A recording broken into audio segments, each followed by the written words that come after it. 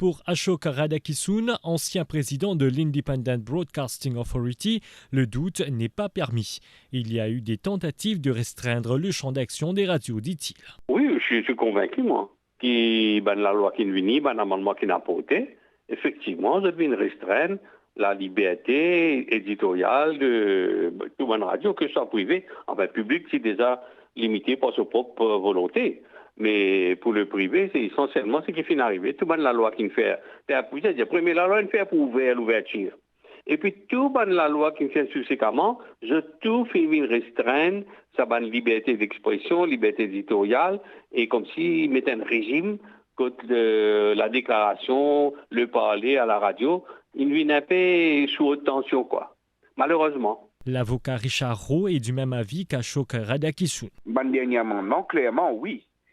Au final, dans un sens beaucoup plus restrictif et de contrôle de ma liberté d'action, et bien sûr, nous pouvons trouver l'intervention du régulateur de manière de plus en plus tatillonne et aussi en vue de faire une tracasserie à ma radio libre. Nous finissons constater notamment la réduction du PMI à 1 an et qui vient faire dire chaque année. L'observateur Bernard Saminaden estime, lui, qu'il faut une overdose de démocratie à Maurice. Il souligne la contribution des radios privées à Maurice. Vous écrivez dans mon dernier éditorial, le titre c'était Overdose. Vous dire, bizarre, il y a une overdose de démocratie à Maurice.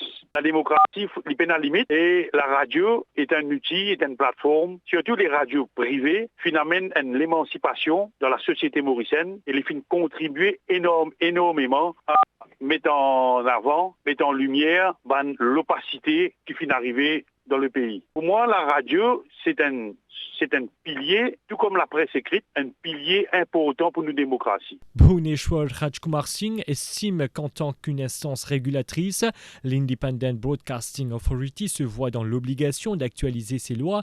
Bien que la loi ait été amendée en décembre 2021, toutes les radios opèrent en toute liberté, soutient le chairman de l'IBA.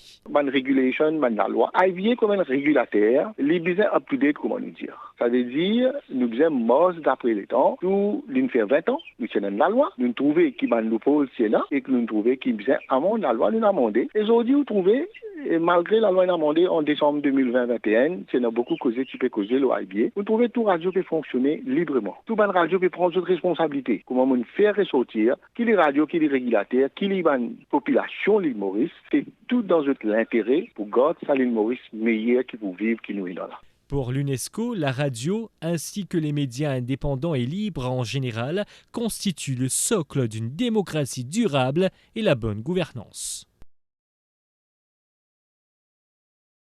Pour plus de vidéos, cliquez sur Like, abonnez-vous en cliquant sur Subscribe et activez la cloche de notification pour rester informé.